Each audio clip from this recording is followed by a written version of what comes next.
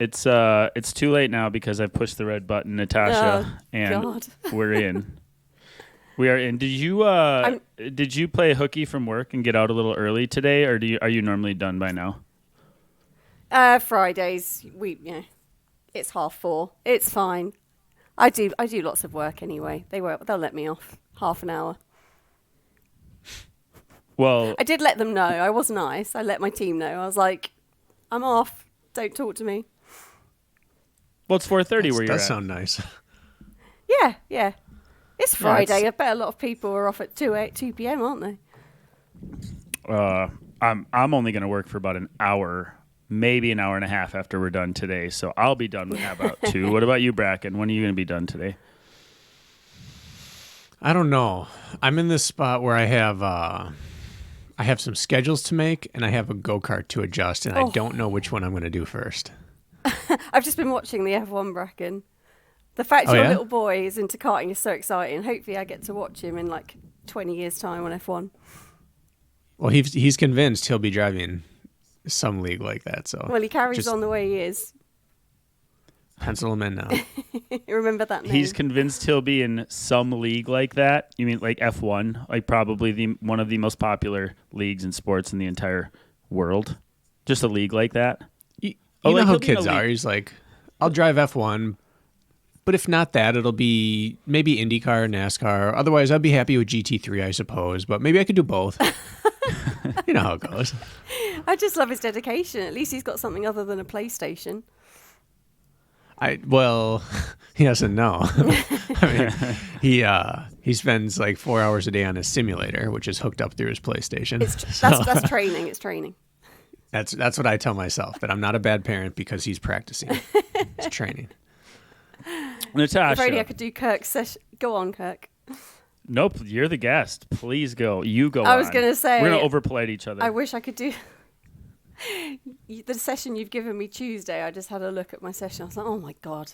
Does he not realise I'm going to be like 3 weeks out from... It's like 10 minutes at 30%, 10 minutes at 15, 10 minutes at 30, 10 minutes at 15, then some 60-second reps hard. I'm like, oh my God. Yeah, you have a 40-minute... I want to hear the whole workout. Go ahead, Natasha. Why don't you tell them the workout I have for you on Tuesday? That was pretty much it. Okay, so it's 10 minutes tempo at 30%, 10 minutes tempo at 15%, twice. Then 3 lots of a minute at 30% and 3 lots of a minute at 15%, with 15 minutes either side, warm-up, cool-down. When I barely got under 7:30 for my 6-mile tempo yesterday, on Tuesday. You're still working through some fatigue. I haven't told you that so yet. It's a 40-minute tempo with variation in the degree incline, and then just some finishers, because she's ramping back up, and that's what we're going to end up getting into today, and some other things. I have some other things I want to chat with you about. But Natasha got done. Was it 3 weeks ago or 2 weeks ago? 3 weeks ago. Yeah, almost. 3 weeks. 3 weeks. Yeah. Why don't you tell people what you did 3 weeks ago? This is week 2. You tell them. I don't need to tell them. It's a race called, and if you're UK based, you probably know this race. It's been going on quite a while. It's Endure 24. And they have one in Reading, and they actually have the Leeds one this weekend, which is more up north. So it's been running a long time. Thousands of people do it, but you have, I don't know how many solos. I think there's about 500 solos, pairs, and all the way teams up to 12 people in a team. And you just do 5-mile trail loops for as many as you can. You could do 25 hours. That if you finish before 12, you can go and do another lap as long as you're back by 1 o'clock if you want. It's as far as you can go. And what happened out there in this Endure 24-hour 5-mile loop trail race? What did you do? Shocked myself. I did 115 miles. And luckily I didn't have to go out because I was ahead enough to not have to do 25 hours. Third overall and first female by 15 miles. So overall podium finish. Yeah. And if I know you correctly, you've never run 24 hours before, correct? No, I actually looked back, and the furthest I've ever run is 150 miler, and that was September 2022. And the furthest I've run since a 50k February 2023 is about 20 miles. So you're set. Yeah. And actually, I said to Kirk afterwards, I didn't feel prepared. And going into it, I had no expectation. I was like, do you know what? We'll just see what happens. I'd really like to get 100 miles is my A goal. Lessons learned. And if I'd want to do it again, then I'll just learn from it. And I thought, because I hadn't done anything over 3-hour run for over a year, that I would just collapse and crumble. But I think the threshold work, the strength work, the turnover meant that I never got over any kind of pace or heart rate that was beyond easy. So I never crumbled, which was bizarre. I was running at 115 miles. It felt like a sprint to the finish. It was probably at 9-minute miling, but yeah, I baffled myself. So it worked. Whatever Kirk did worked. Well, I want to start right here. I want to pick up here because Kirk has aims and plans for this. And I said, I'm fine not having anything. I just want to ask questions when things interest me. And right away, I'm very interested because this is one of the most common, I think, roadblocks that runners run into mentally when they're planning for something long is, I haven't done X, so how could I ever do Y? Yeah. Mm-hmm. And you just said the longest you've ever run is 50 miles. And that was, you said, I think 2 years ago. Yeah. Or a year ago. Yeah. And then you've done a 50K and a 20 miler. Yes, since. And you haven't gone past 3 hours. And then you went and ran for 24 hours and got 115 miles, which 115 miles in 24 hours means you're running the vast majority of that time. Yeah. So how do you explain the physical component of that? So you're going to love this, Brakken. I have a lot of notes. I have logs after logs after logs because I wrote it all down. And one of the things I said was, just to remind myself, was threshold, incline work, turnover, and strength is key, not huge volume on its own. Because I remember thinking, for the 50 miler, we did a hell of a lot of doubles, didn't we, Kirk? On a Saturday, we'd do a hard session in the morning, a 3-hour trail run in the afternoon. And we did that for quite a few months leading into it, and I felt really prepared. We didn't do that this time. Actually, I think we did one, because I was like, could we do one? Well, and you had other races before this. I did. That we kind of had to dance around, so it made it a little trickier, Yeah, so I mentally didn't think I was ready because I thought, well, if I did that for 50 miles, surely I should be doing that and more for 24 hours. So in my head, I was thinking I should be doing doubles every other week for, maybe 6 hours or something stupid like that. But it didn't matter because I think I started off and I didn't go under a pace of anything that I do on my easy runs. In fact, it felt a lot slower and I didn't care about position. And so I just thought, well, as long as it feels easy and I don't get my heart rate up, and I walked, there was 3 hills in it. So I thought, right, walk well. And when I walked, I set myself a target of 13-minute miling was the slowest I would hike. And I'd eat on the hills. So that was my plan the whole way. And then in between, even if it was undulating, I'd run. So actually it was quite consistent. Only time I actually dropped the lap time was probably in the night because I didn't have my crew. I let them have it was one person, it was my husband. I told him to get 6 hours sleep because he can't look after me if he's tired. So I was having to sort everything myself. So probably my longest lap was 1:15 with the stoppage time. And then when the daylight came, and I knew, he told me then that I was fighting for position, I got quicker and quicker and quicker.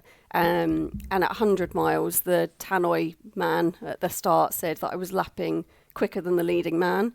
And Dan looked it up, and I think he was 118 and I did a 102. So I don't know how that happened, but I honestly put it down to I never got my heart rate up. My breathing was never heavy. I always felt relaxed, chatty.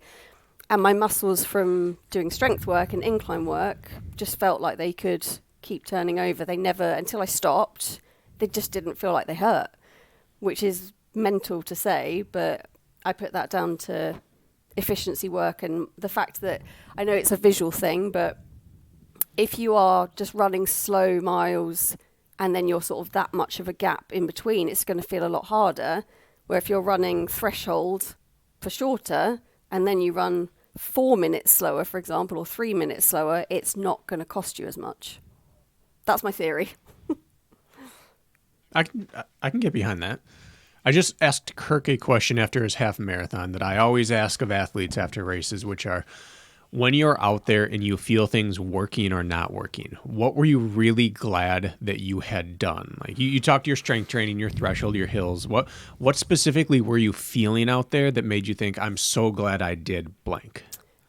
Probably the incline and strength training, because I never felt like my muscles got tired. So the downhills didn't affect me. Going uphill, I didn't overwork because it felt so much easier than the stuff that we'd done. So probably that, the musculature. And I think I said to Kirk, like even in my recovery, I never had anything that particularly felt sore. Like my ankles were fine. The only thing that was sore was my feet were a bit swollen like an old lady. But that was it. Like apart from fatigue, I've not had, touch wood, any issues or tightness, which is probably must be down to the strength training in my mind, including hill work as strength training. Well, you two, I guess, walk me through it then. What was the strength training like? Was it like what we're seeing on the Running Public Training Plan strength training, Kirk, or did you take it a specific direction for this? Well, just to set this conversation up, so there are, and then we'll get into it, just so the listeners know where this is going. I have 3 things I really want to talk with you about today, Natasha. One is kicking butt in this race and how we did that. 2, I want to talk through your extreme iron deficiency and the signs, symptoms, warnings, and how we worked through that, including getting your period back, which is a whole conversation which you didn't have for years. So you got yourself regular again through all this, which was a big conversation we had for a while. And then 3, you run your recovery runs far slower than most do that have your run ability. And I just want to drive that point home. By the time we get to the end of this, those are the 3 things I want to talk about. So we might as well start with the race. It's just what we're already going down. But then I want to spend time talking about those 2 other things. Tying in like ferritin and iron and your menstrual cycle all together. So strength training. Natasha knows how simple my strength work is. It has been a different version of the same thing we've been together 5 years, Natasha? 4? Yeah, it's nearly as long as my relationship with my husband. Oh, damn. Congratulations, you two. I know. 5 years. I'm going to end up being I was thinking this the other day. I'm never leaving Kirk, by the way. I'm going to end up being your longest client. I hope so. I'm determined.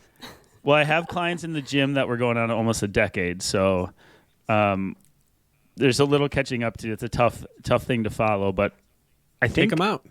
Take them out. It's not too hard. It's all right. I think as far as I can wait till I'm 70. You may be the longest current athlete I'm working with, actually. I'm going to look. I'll get back to you on that. But, Natasha, we've done the different version of the same thing. Have we ever not squatted or deadlifted? Can you ever think of a time we haven't done those things? Ever? No, it's basically squat, deadlift, split squat or versions of that, isn't it?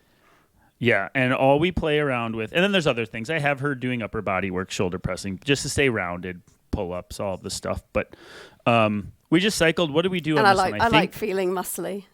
Yeah, well, you have an OCR background, of course, but we put you into a strength endurance phase, and we hit 15 to 20 reps on stuff, didn't we? For how long? 8 weeks, I think.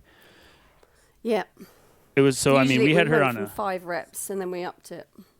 Yeah, we were doing a standard power scheme, and then about 3 months out, I think, we went to a strength endurance phase of 15 to 20 reps on, squats, bench, deads, and then high reps on everything else. Like if I was having you bench press, it was 15 reps, not 5 or 10, or, if I was having you shoulder press, everything was high.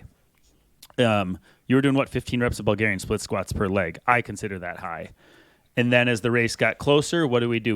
We reduced rep counts and allowed you to move a little more weight. Yep. And just let them freshen up. Even though we were moving more weight, people think that's more costly. It's actually, it helps you freshen back up and helps you access the endurance portion, which probably made your legs more available to you, I would say. And I think we did that, the month leading into the race? We backed off? Was that about the timeline? Yeah, probably, because that was also around when we did the 16 mile, wasn't it? So we dropped down for that and just carried on. I think that was 3 weeks out, so that lined up quite well. Because we trained through the other 2 races. I had a 20 miler, a 10K, a 16. So we trained through the first 2 and then kind of it was naturally a taper into the 16. Yeah, and I think a lot of athletes, I just had a conversation with somebody yesterday who was taking the opposite approach with their races. Like when I'm 6 months out, I'm going to do a 3-rep scheme. And then when I'm 4 months out, I'm going to do a 6-rep scheme. And when I'm 2 months out, I'm going to do a 15-rep scheme. And then I'm going to work the muscular endurance closer to the race. Mm-hmm. And I argue the exact opposite. Let's fatigue you, and then let's work on our raw power closer and not take away from our running, make it more available. So anyways, Brakken, that's big picture, that without getting too specific, but that's what we did for this one. Okay. What do you think of that? Gives you the pop. I like it. I do really like strength endurance training. Mm-hmm. I think that it is one of the most tangible forms of fitness you can bring to a long race. Having that musculature that can just support you and you feel like cradled, kind of like you go to run downhill and it doesn't matter whether it's hour 1 or 4, you just feel like I'm supported here. I think it's really tangible out there on course. But Kirk, I'm with you. I also believe that high rep lifting is way more destructive from an energy and a recovery standpoint than low rep, high weight. So you can only stay in it for so long. And I'm with you that you have to back off of it prior to race day. You can't treat it like something where I crescendo at race day, or I'm 15 reps, I'm 20 reps, I'm 30 reps race week, and now I rest up 4 days and go. I don't believe that's good for your system. So I like hearing how you two did that. Yeah.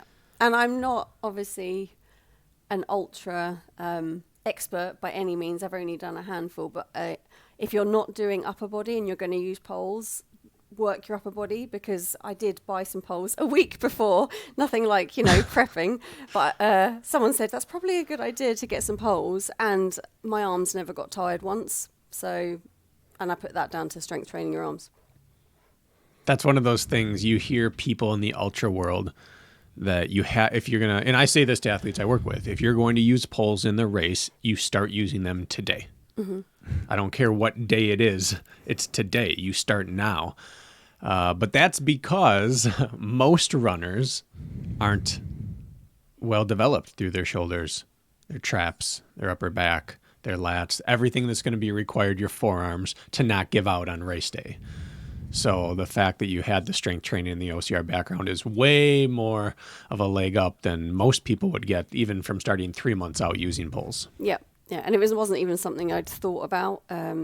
But looking back, I think that's why. Because I was like, oh, my arms don't hurt. But they've been in like that position for, I think I actually picked them up at mile 65. Because I thought I didn't feel like I needed them. But I was like, I think I wrote down, we got ahead of everything. And that was another thing that we learned. I didn't wait until I felt like I needed anything.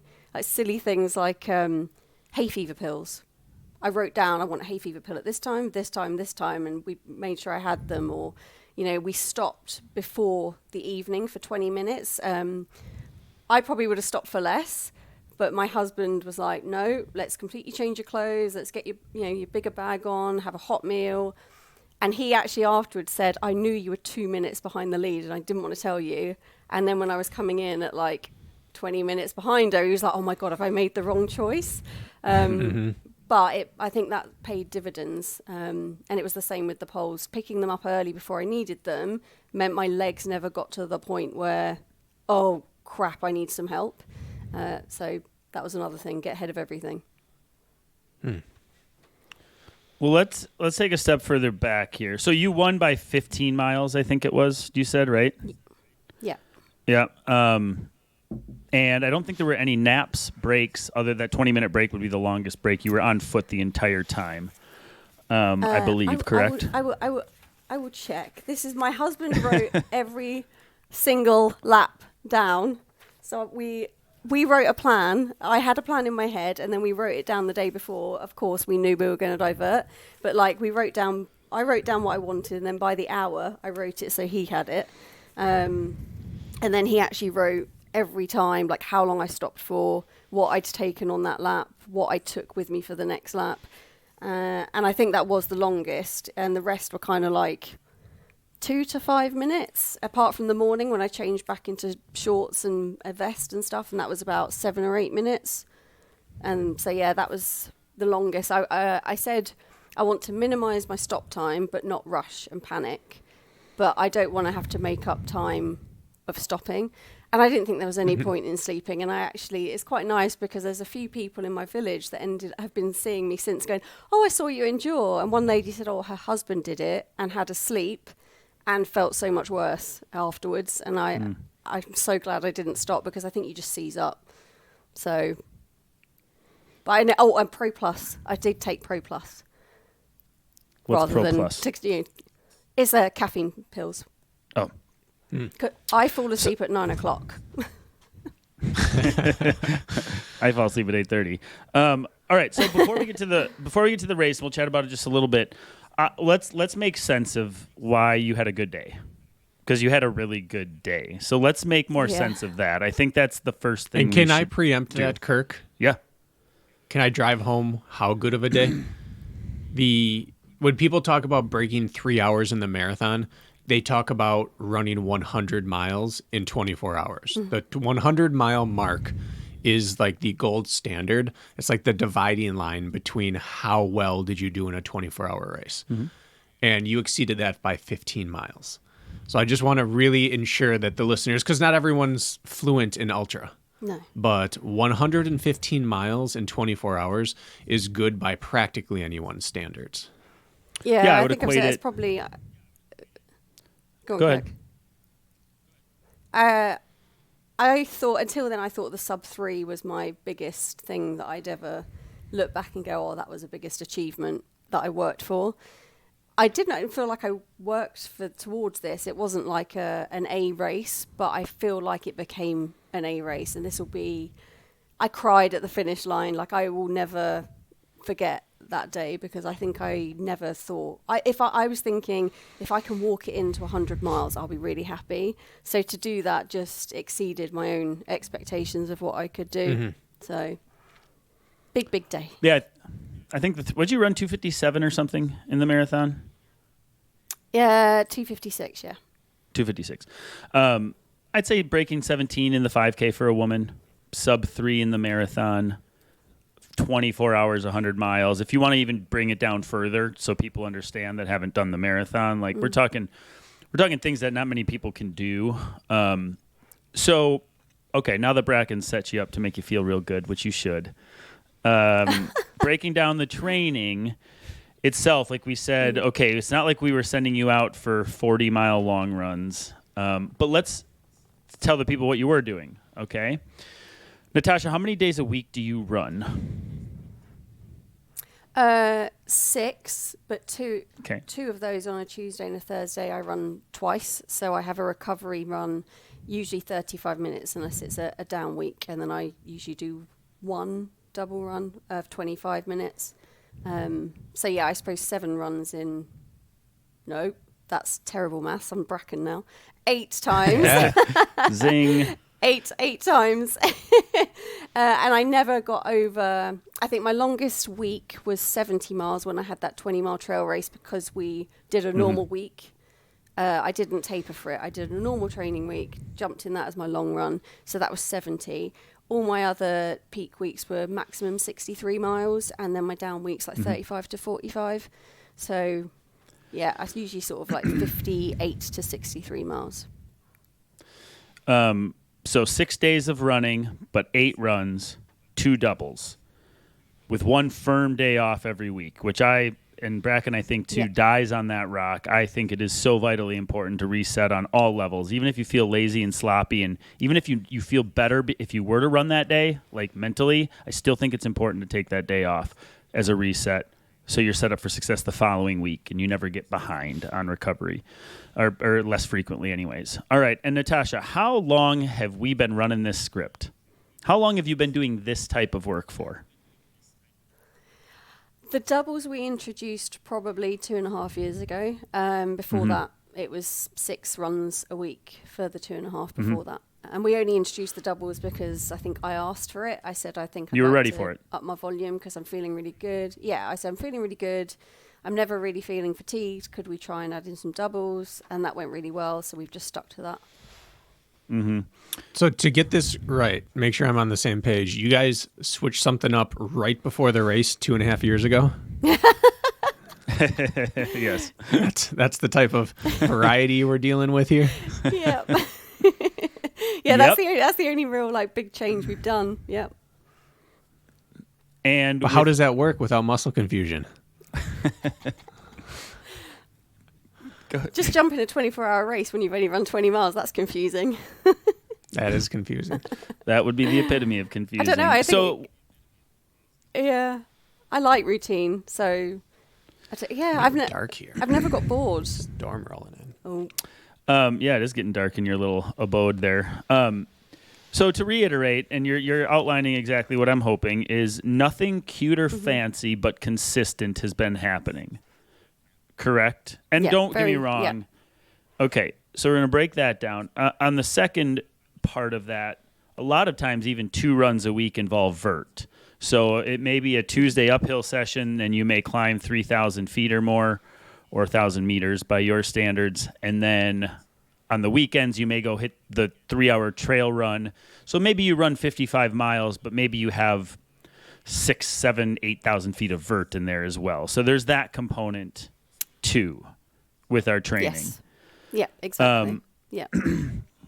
Right. And so that's like big picture stuff. And then the other thing is that on the quality days when it matters, we're putting in pretty big efforts, meaning like there's no such thing as like 12 by 400 meters. That we're not doing workouts like that. You may get 7 miles or up to an hour of quality on some days, which I think, to speak to your like quality made up for the lack of quantity, I think that component as well is pretty dang important. Yeah, and the only other thing that we did add in this year that I remember, or it might have been back into last year when you spoke to Tyler, and then we started adding in the float works. That's the only probably difference. And the rest is, like you say, the longer the 1 mile. I hate 1 mile flat reps, but you love putting them in at least once a month. So I do like them. Yeah, you do. So most months don't look that different. Like my week will look pretty much exactly the same, apart from 1 week on a Tuesday it'll be uphill, 1 week it will be flat, and then the weekend will follow suit. And we alternate a quality long run on the flat or a trail long run at the other weekends. That's it. That's the only variety. It's not boring, though. Does that sound familiar, Brakken? It does. It's what we like to do. Yeah. It's not a complicated script. It's run a 2-week microcycle and stretch it out over a macro duration and play with different rep and strength schemes, play with a little bit of different stimulus, but mostly longer, grindy threshold stuff with the occasional spicy in there to make sure we stay efficient. And we do it over and over and over and over. And I can say over and over and over another 100 times because that's how many times we've done it to get to where you are. So then you sit here and you think, okay, why did I hold up for 24 hours? Well, I've run twice a day, twice a week for 2.5 years. My long runs are always 3 hours every other week at this point. I have raced my way along it. My body is so accustomed to being on foot. And I've done all the little things like the strength work along the way. Because you haven't gone out and done back-to-back long runs every weekend or 6-hour training sessions doesn't mean that you haven't created the durability by proxy of all of those things to go out there and not be able to make sense of why you held up for 24 hours. And so it's not flashy. Yeah, Brakken and I, we did an episode, what was it? Variety is not the spice of life. And not saying we don't duplicate the same workout often, but it's the same flow all the time. Yes. Yeah. And I think I said to you this year, I feel I've got better. Like, even though on paper you think, well, how can you get better if not really that much is changing? But I felt so much more durable this year, where I could hold a pace over a trail race for longer, to the point that, and this, I don't want this to sound braggy in any way, but I didn't race for early August last year, wasn't it, Kirk, until April this year, I didn't have one race. We just trained. And then all 4 races I've done this year, I've had such a good race, like beyond what I expected. So the training's obviously worked, and I also don't race that much. And I do think that's quite important, because then I mentally feel like this year I've had it in me to really push. And like you saying, I don't push hard on my easy days at all. I just enjoy myself. Like Brakken, I'm like you. I put in some music or a podcast and I just enjoy myself. And I always train alone, so I don't think I get the most out of myself on a quality day. And I think I've said to you, Kirk, I don't feel fast and I don't feel that. But then when I go into a race, it's there. And I can mentally then just keep pushing myself, because I'm like, well, it's okay, because I'm not doing it every month. I'm not racing every month. So I don't have to. I think if I did loads and loads of ultras, for example, like that sort of effort, you'd just be like, oh, I've done this already a couple of times this year. It's I'll just slow down, or I'll drop out, as there's always going to be another one. Whereas if that's your only race on the docket, you're not going to do that. So would you rather have a C or a B level performance every 2 or 3 months, or would you rather have an A performance every 6 to 12? And I would take 6 to 12 for eternity. There's a number of people I work with that need to hear that, by the way. So I'm glad you said that. Brakken, what do you make if you were to dissect this sort of training block? We did one split double when it made sense, which was a morning quality session and a 3-hour fatigued long run. Like, does this make sense to you? Brakken and I preach on the podcast, like, no matter how long you're going, you could be running a half marathon or a trail ultra, and we say, yeah, 3 hours. Like, 3 hours gets most of the job, if not all of it, done. I just want to hear your follow-up thoughts, Brakken. Like, would you do anything different? I know hindsight is, we can see it now, but what do you think? Well, we said this before, but I think every step past 3 hours is a risk. You could be risking injury, you could be risking energy, or you could just be risking advanced recovery needs. But when you've built up the way Natasha's built up, to the point where you can just handle 3 hours every time you do it, and it's fine, you can just stack those up. Right. And the logic of I need to go longer to handle longer makes logical sense, but our body doesn't seem to care about logic. It's the same way that someone who can, for example, if we take a look at the ski erg world records for 1,000 meters, they're set by like world's strongest men type people. They're set by these massive, powerful power lifters. And it's the concept of if I can bench 600 pounds and I can snatch 300 pounds, cranking on the ski erg for 2.5 minutes, I'm going to be so far below my ceiling that it doesn't matter that I'm not an endurance machine. I'm not going to blow out until right at the end. Like, that concept exists well in other sports, and I believe it applies to ultras. I believe that there's a route to doing 6 and 8 and 10-hour mountain runs where you see the people, they just pack their pack and they disappear all Saturday. And they run 100-mile weeks every week. I think that's a route to get there.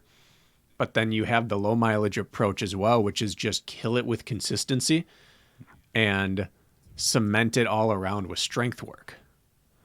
And both sides work, but one is less risky structurally and more risky mentally going in, not knowing if I can do this exact task.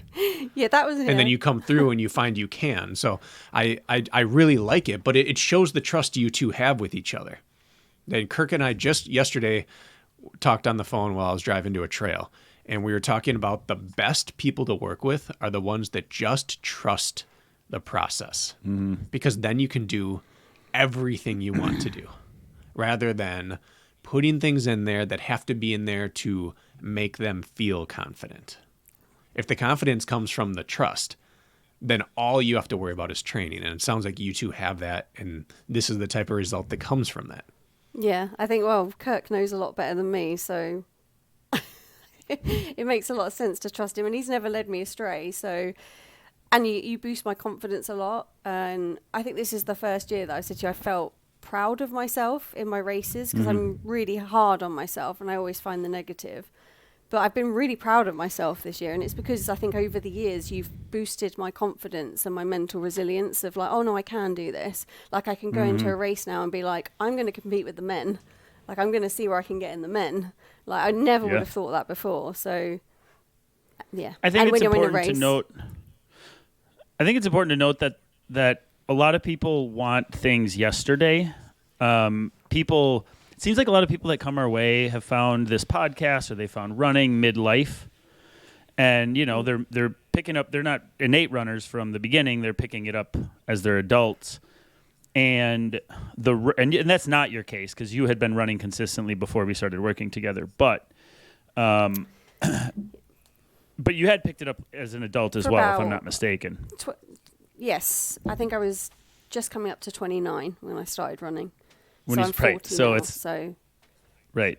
So it's not like you've been a life runner either. But what I'm getting at, or what I'm trying to get at, is the need to rush the process and jam volume and workouts and all these things down your throat right out of the gates, because that's what the pros do in quotes.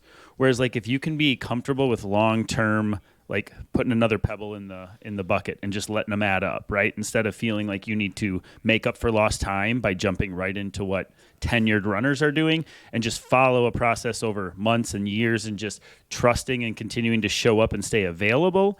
I think there's so much more power to that than high volume out of the gates, flashy, in and out of injury, which is going to happen if people follow that route, having to start over once or twice. I think like the slow burn, as non-sexy as it is, like if you want to do this later in life and you're 40, so let's call it that, and you want to do it successfully, the slow burn is the answer. At least from my experience. Yeah, there's the exception to those rules, but very few. There's so much nuance. There's so many things that you can put your... Like if you want that variety, or you want to, I want to do this and I want to do this to get better. There's so much outside of the training I think you can do. Like I put probably too much mental energy into thinking, right, what do I need for this race? What, like nutrition wise or strategy wise? Like, even though I didn't go into it to compete, I went in to complete. I did do a hell of a lot of planning. Just sounds like I'm giving myself a pat on the back, but for months I had nothing to do with that. That's all on you. So that's you. The ownership is you there. I was thinking about my sleep going in, trying to maximize for weeks, like how much sleep I got, and thank God I did the night before. And this was something you guys said the last podcast about sleep the night before. This is like a festival, this race. And for the solos and pairs, you are quite near the start line. They decided it was a great idea to have a DJ and really loud music and people screaming until I think it was 11 or midnight. And I tried to go to bed at 8 p.m. because I was thinking tomorrow because the race doesn't start until midday. So I was thinking, okay, well, I'm going to wake up like... It's horrible because I'm like, well, can't we start at 6 a.m. so we're done early? So I probably got 5 hours sleep and broken sleep with... headphones in, like noise cancelling headphones to try and sleep, but it didn't. I wrote that down as well. It didn't matter. So yeah, preparation, I think. Mm-hmm. Well, so let's do this put then. It into training. Well, yeah, Brakken said something like banking sleep early, right? Like you got to stretch it out and look at it over a longer period of time, not just like the night of or the night before. It's like look at how much sleep you put in your bucket over the last 2 or 3 weeks, right? So let's do this. Let's talk about your race. I want you to pull out your paper and your notes, and I want you to talk about anything that jumps out at you that's worth sharing. I want to do that. Okay. And just see where that takes us, and then I want to jump into the other topics I wanted to get to with you today. But pull out your notes, you nerd. Let's see what's on the paper. And I didn't do these notes for this podcast, I will say. It's just when Kirk said, oh, let's talk about lessons learned. I was like, haha, I have a whole load of notes. And that's because I came into this thinking, like I said, I want to learn from this so that when I do it again, everything that goes wrong, I can write it down and figure out what we could do. And I think the fact we prepped so much and probably a lot of luck meant not really that much went wrong. Like small things, like I lost a headphone because Dan called me to say something and my headphone fell out. And usually I thought I'd be going, oh my God, I've lost my headphone. I can't listen to something. But I was like, oh, it's okay. I've got however many hours to find that headphone. So I was quite upbeat about it, and I found it the next lap. My watch, I did I did write down that my watch died at mile 98, which should have made me very angry because I didn't even get to clock 100 miles on my Strava. But I just laughed and I thought, oh, that's typical, isn't it? So I put the preparation. I basically I watched YouTube about what do your crew need, because I was thinking it's not just about me, but my crew. And I was like, oh yeah, the crew need to look after themselves. We need to prepare what. When I say the crew, I had my dad, Dan, and we also had my stepson with us. He was on his iPad the whole time, but we had to look after him. So it was, think about fuel for the crew, and then when should he sleep? So I said, I prepped when Dan was going to sleep and when he'd wake up, and then I packed a bag for the night, and I also put spare changes of clothes, like what I wanted for the night. I'd put it in a Ziploc bag. What I'd want to change into in the morning, I put in a Ziploc bag. I had my shoes lined up that I might want with socks already in them, ready. So there was I just took all the thinking out of it. Speaking of shoes, I got a really, you want to know what shoe Natasha wore for this race? The shoe that I stood up and shouted I hated. She put 115 miles into her you endorphin went with the pros. endorphin edge? Or edge, I mean. Yeah, I think I wore them for, I'll have it written down. When I changed my shoes, I wore them for at least 50. I love them. I think they're great. So I think me and Kirk decided if I love shoes, he will hate them. And those Adidas Agravic Speed Ultras you mentioned, Brakken, I did get them. I hate them. So you'll probably love them, Kirk. Oh, good. Yeah. We've had another shoe that we've disagreed on. I forget adamantly. I forget what it is. But yeah, we seem to be opposites there. The Alpha Fly. Oh, I hated the Alpha you hate Fly. it. Oh, my heart. Awful. That feels personal. I'm sorry. They're like clown shoes. You better be sorry. I think because I think I land midfoot and I'm quite light, so I don't get the spring out of the pod. So they just feel heavy and clunky to me. I like the Vaporfly. But yeah, Whatever. I wore the edge. Continue. I did write that down. Whatever. I wore the edge. And then I put I wrote down that I had a little stone in it, so I stopped immediately and took that out. I swapped into the Hoka Tecton X, which I usually love for shorter races. But I wore them for 2 laps and just took them off. I hated it. They felt awful with tired feet. And that's what I'm wearing for my trail race next week. And I really like them. Oh, they're great. They're great. I love them. I love them for shorter races. I mix between them and the edge, which is why I put them on. And I had a size up in them. But they just didn't feel very comfortable when I'd already done 50, 55 miles. So then I put the Nike Invincibles on, which are I usually wear for my easy runs. They're like a really squishy recovery shoe, and I wore them the rest of the time because they felt fine. And I didn't get one blister, which is bonkers. Wow. I've kept all my toenails. That's some voodoo right there is what that is. Yeah, and I think I felt a little bit like my feet were getting bruised, so I put some Compeed on probably before I started the night lap, just to make sure that they were a little bit cushioned. And I got a bit of bruising on one of my toes, and that was it. I've kept all my toenails. They're all fine. So size up in the shoes, which is what I learned in my first ultra because it crippled me not going up a size. So that was fine.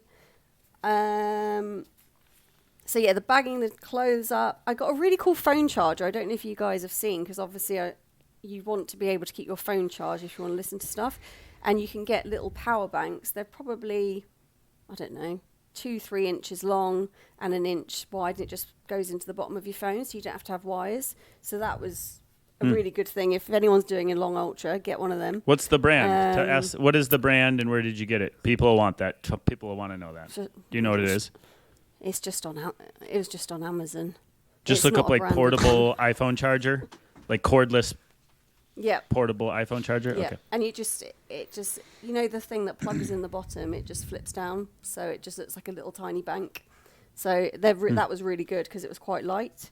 I I did say, like I've said before, I went slower than any easy run I've ever done, even from the start. I think I did like 9-minute miling was the max I allowed myself to go under, which I consciously did because it's a mass start. So you can imagine with like 4,000 or 5,000 people, when there's people in teams, they all set off. And when you're competitive, I was thinking, just don't go off with the masses.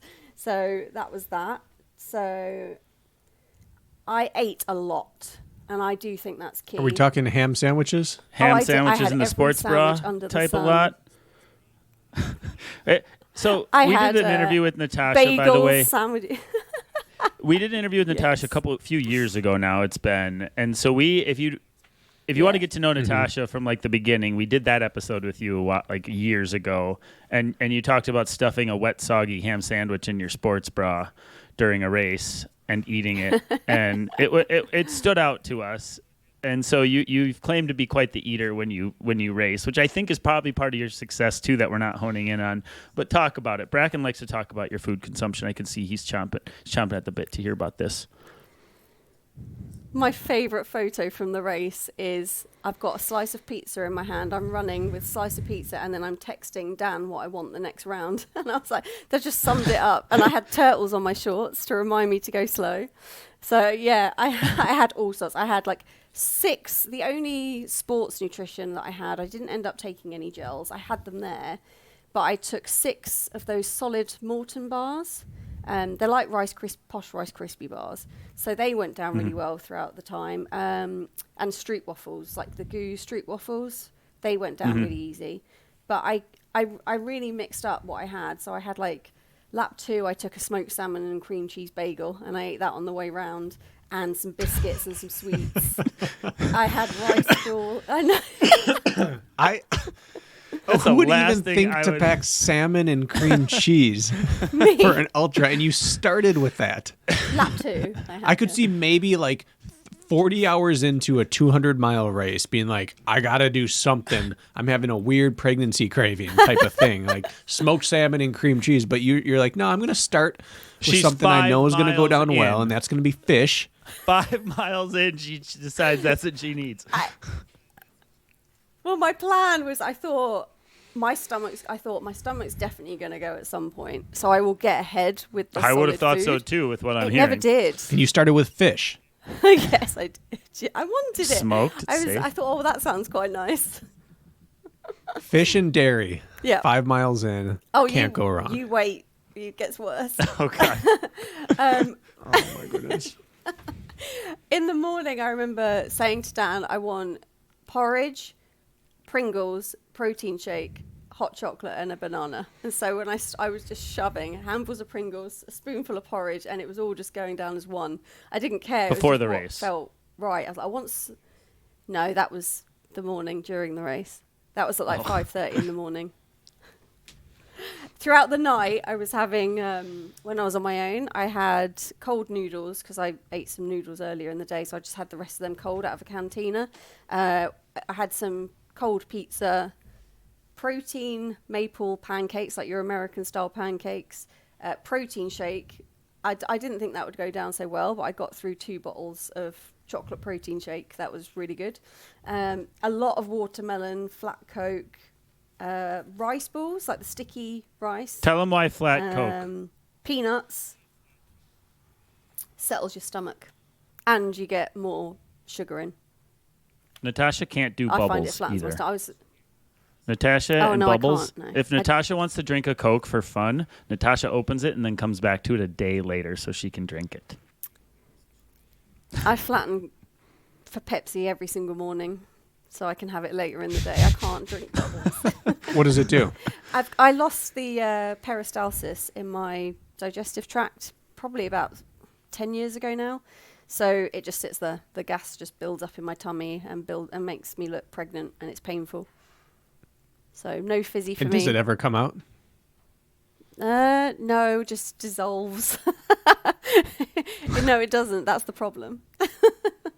It just stays there and hurts. So yeah, but I've heard flat Coke's good for ultra runners anyway because it settles your tummy, and it's very refreshing, and it gets extra carbs in. So just there you go.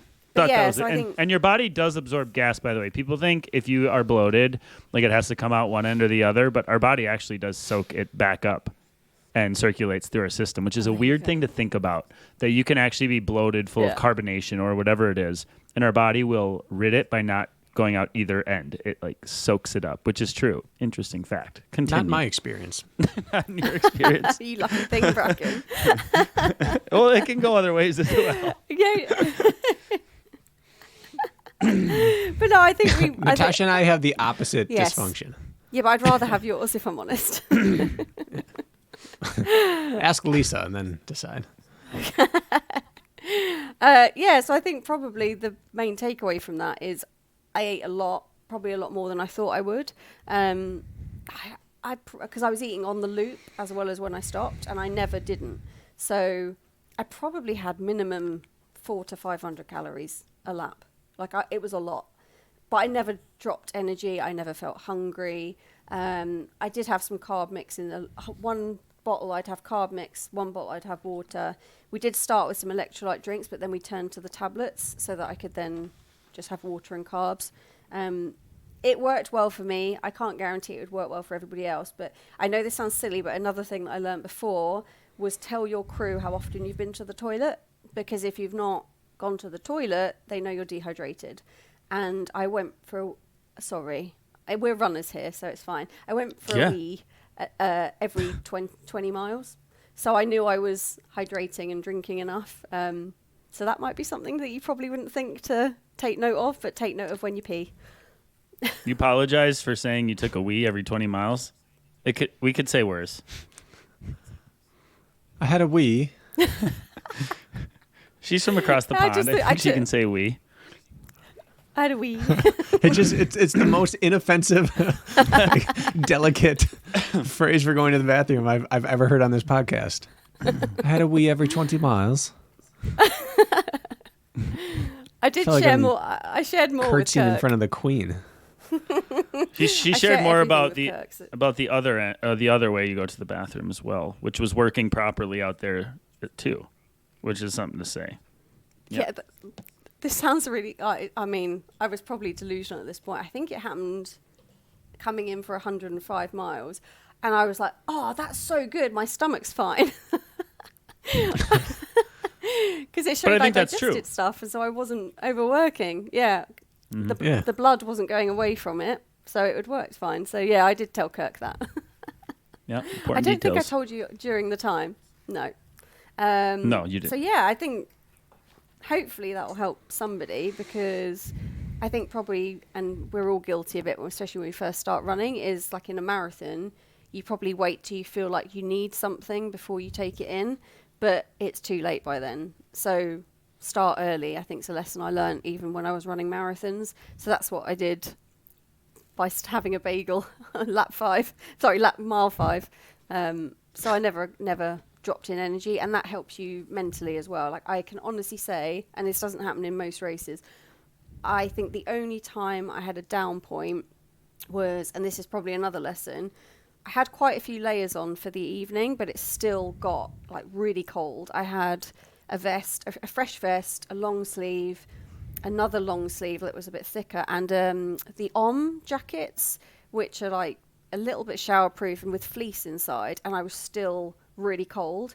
But luckily there was marshals on course, so I asked for a bin liner and stuck that over my head like a poncho, and that just warmed me up, but it probably slowed me down for about 2 miles when I was like really cold. So yeah, it gets colder at night even in the summer than you think it's going to be.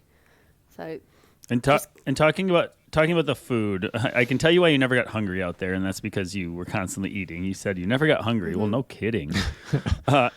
Second, you were heart rate regulating or pace regulating. If you were out there and you were pegging it at 170 beats a minute for, let's say, a 5-hour race, your body would have responded very differently. So I think most likely it would have anyways. So the PSA there is like for these longer tempered enthusiasm efforts, I think that density makes a ton of sense. But if you start running in threshold and you're trying to eat cream cheese bagels, I don't know if it would go as well. So we have to differentiate there for the listeners. Yes, and I will say, like, I haven't got despite training myself, I haven't got a stomach of steel. Like, I've got nauseous in races where I've raced hard to compete, like especially if it's a bit warmer. Like, you know, when you're like, oh, I can't even stomach a gel or chews because I'm hot, I'm nauseous. So that's what I really didn't want to happen. So it's not like I just have a magic stomach. It was intentional. And it gave me choices, which, like I said, I wasn't doing it to compete. I didn't even know where I was in the race. I set myself small because I thought I'd get bored as well. Like, it's 5-mile loops. Like, surely you're going to get bored.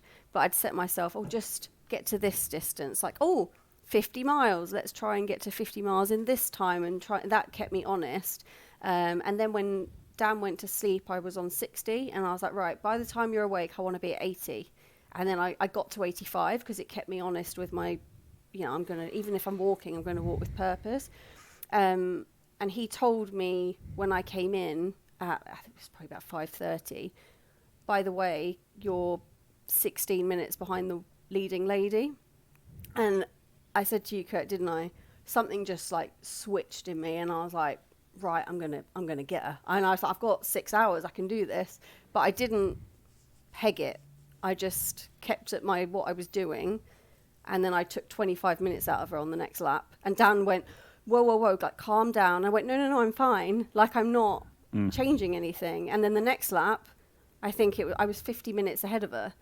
And I think that's because I hadn't exerted myself, that I was able to just then make a choice of, right, I'm going to do this, and then start lapping it. And I was texting Dan, oh, come on, I'm sorry to the girl, but I was like, I want to lap her. Like, it got me excited, but I had the energy and the mental capacity to do it because I'd not knackered myself. So brain fog is a killer, and just running out of energy is a killer. And if you were taking 400 to 500 calories per lap, you were like 9,000 to 10,000 calories during the race. Yeah. You were topped off, as close to being topped off as you can possibly remain. Mm-hmm. And it kept you sharp. Yep. And that probably, thinking about it, is another reason why I felt like I've recovered quite well. Like I said, I never, even in the day after, my life energy, I went to work the next day and I was absolutely mentally, my legs were sore, but I was fine. I never felt exhausted. I kept telling Natasha I was waiting for the floor to be pulled out from underneath her. I'm like, just wait, it's coming. And she's like, I'm great, I'm fine. I'm like, just wait. It's going to come due here. And it never did. You were like, I'm skipping around playing in the yard. I can't comprehend that part. Yeah. Just never did. Clearly, now that you're back to training, you realize... I put myself in a hole. You realize you're a little subdued now, which is correct. The deep fatigue still shows itself through on a cellular level when it comes to energy production. But yeah. Is there anything else on your paper? What else do you have on your paper that stands out to you? And then I want to pivot to the next thing.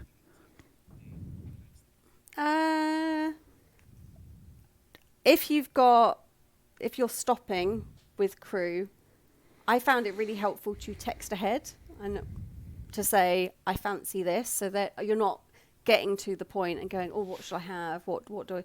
Because then they can be prepped with what you want. So I think that even though we didn't rush the stops, I felt like that was quite efficient. Talk to people.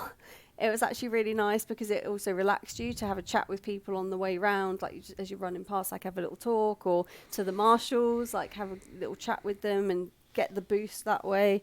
The training was a big one. I can't talk about the mental state lessons learned because I think I was just really lucky. I said to Kirk, I want to go into this to see what I'm made of, and when it gets really dark, like, what do I do? How do I react when I don't want to be doing it anymore? But I didn't actually get there because I was fully prepared to do 120 miles because I didn't know how far ahead I was. Did I have to go out again to be safe? And it was only 2 miles from the finish that Dan said, no, you're fine, you can finish. So that was like, oh, that's quite nice, but I was ready to do more. So I don't know, and that's probably something that will come at me another race. I'm not that I'm doing this again, Kirk. I don't know. It was a perfect race. I don't want to go and do it. Well, yeah, I think now that it was so perfect, I've said I don't want to do it again because I don't want it to go downhill. So no, it's the We have to only talk thing I about can what's say is next still. really We haven't had that prepare. conversation. I haven't, and that's probably another thing. I've not even thought about it. I don't know. I'll No. probably go back to the. I quite enjoyed doing those mid to long trail races, like the 20-mile, 10K distance. I just did them as warm-up races, but I actually really enjoyed them.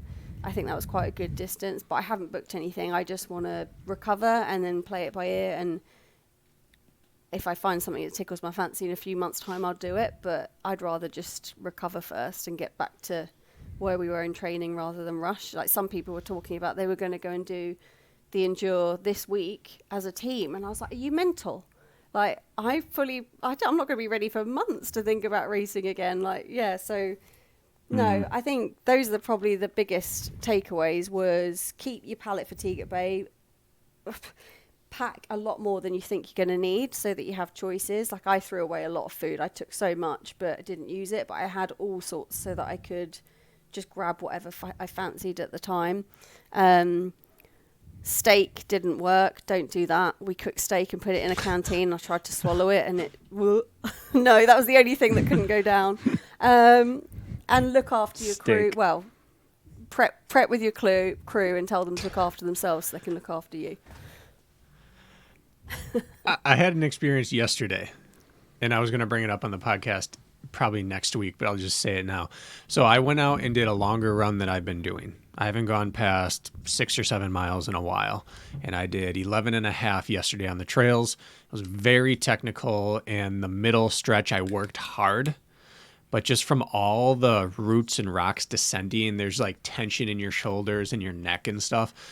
And when I finally went to eat afterwards, my jaw was just tired. Chewing was a chore at first. You ever get that after a really hard race, that even the act of chewing is exhausting? Nope. No. No? Maybe I'm carrying too much tension on some of these descents. But anyway, the thought of steak... trying to chew probably not freshly cooked hot steak I know. I can't even imagine how tired that chewing would be trying to run a race. Oh, it sounded good at the time, but no, we diverted to pizza. That went down a lot better.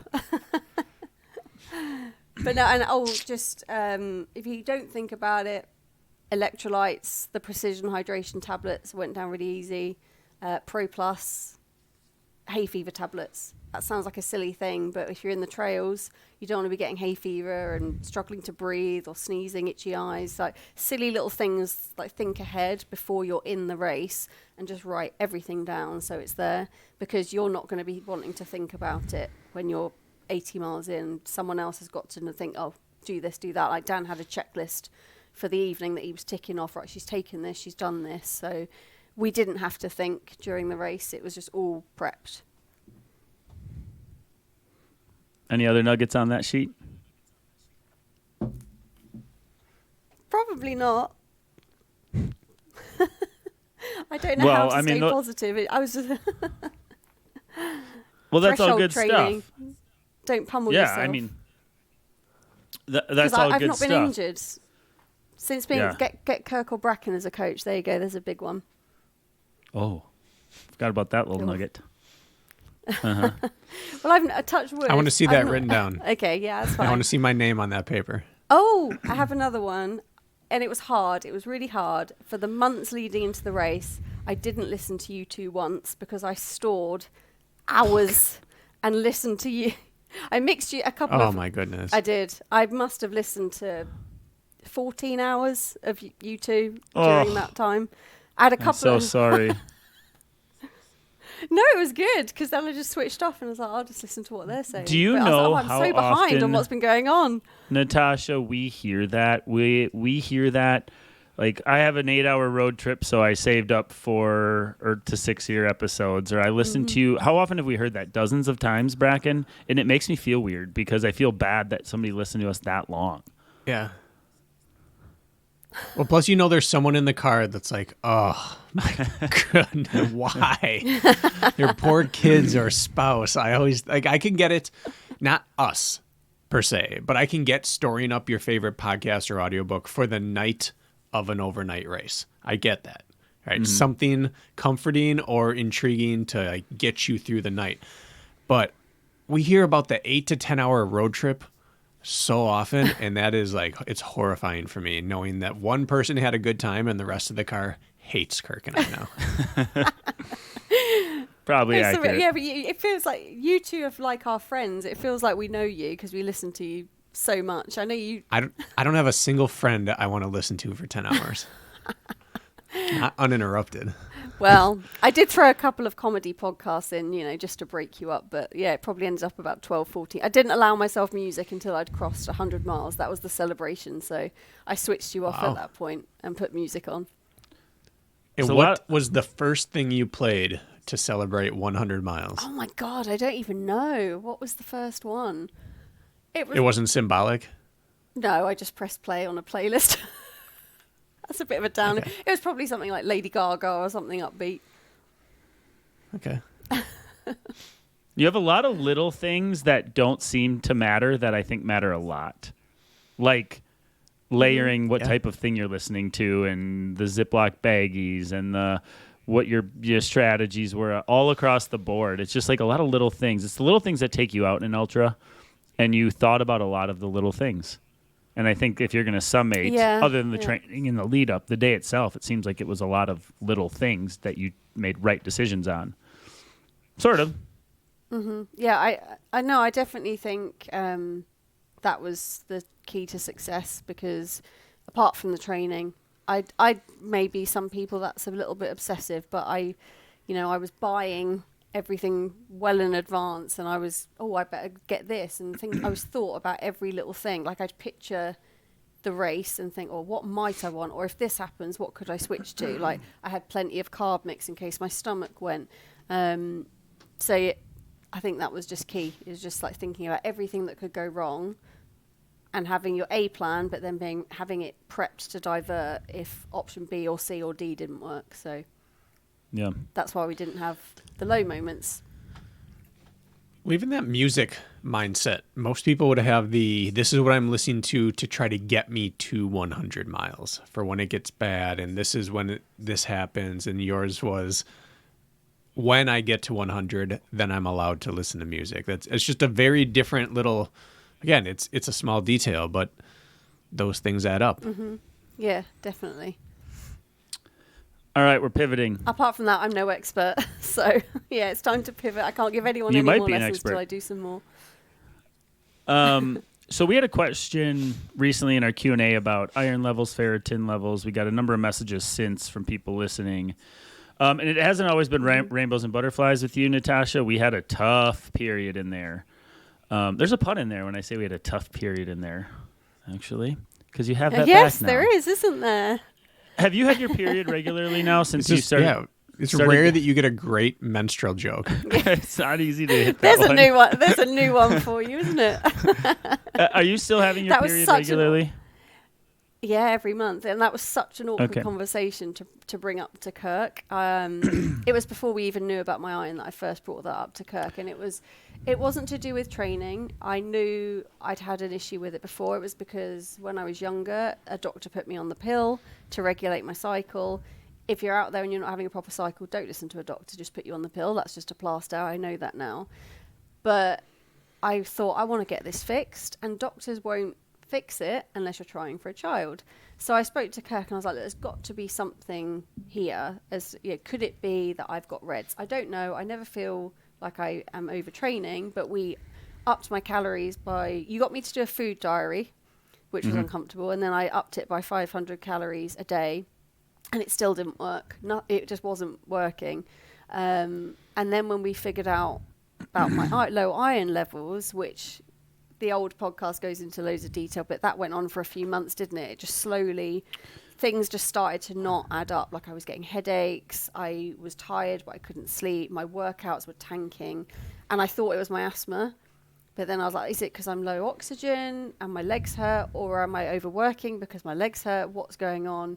And eventually we figured out it was the iron, and I was on iron tablets, so I'd never thought about it. And I tried the liquid iron.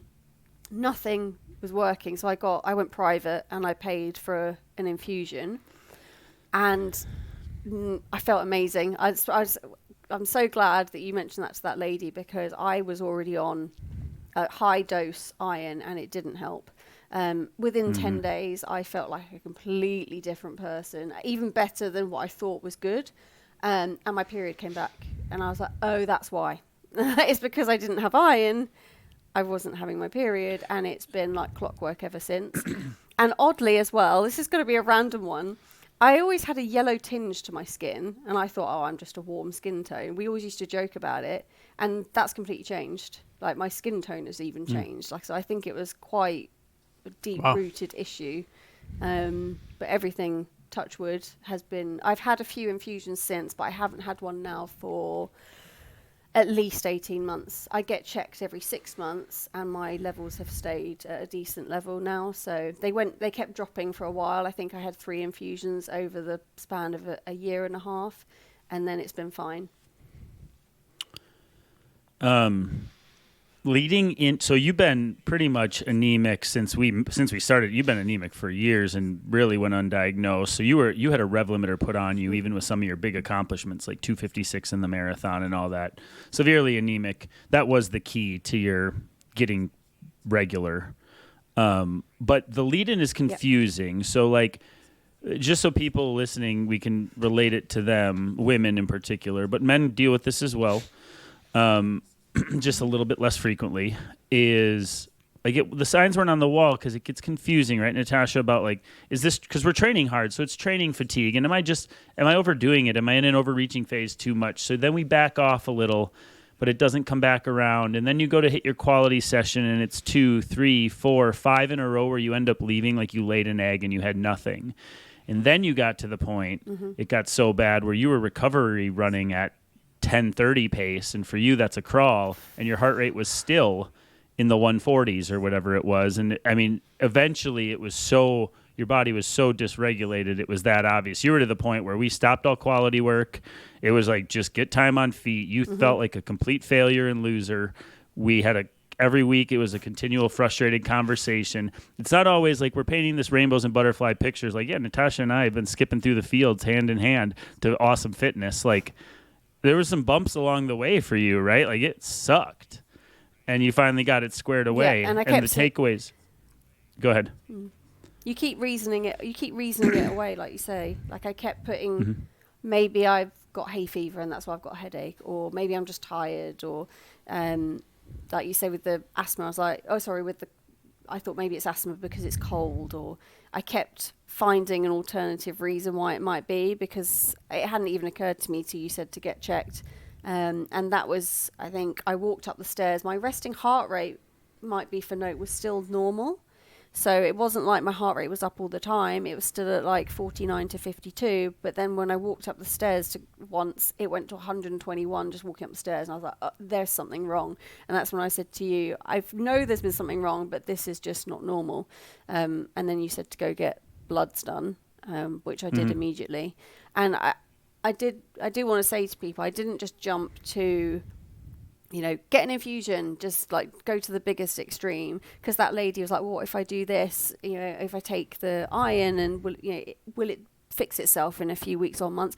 I did try everything. I was pounding spinach and steak, and I think it was an absorption issue because my diet was good. I was taking the supplements. I was taking more than enough iron, but once you're in that hole, you're not going to get yourself out of it no matter what you do.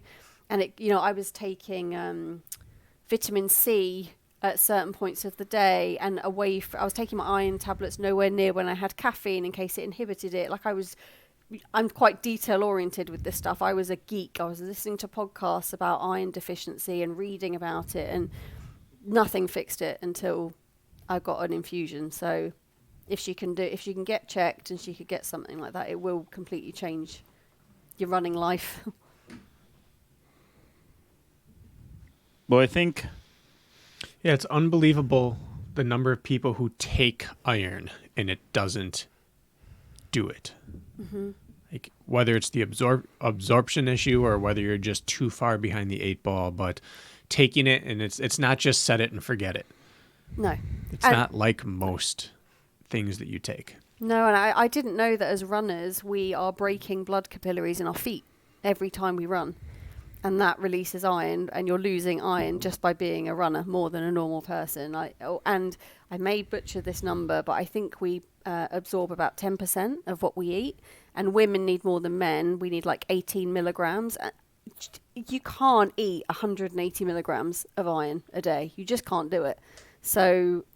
And even the supplementation, like if you get a high strength one, it's 20 milligrams. But if you absorb 10%, you're getting 2 milligrams.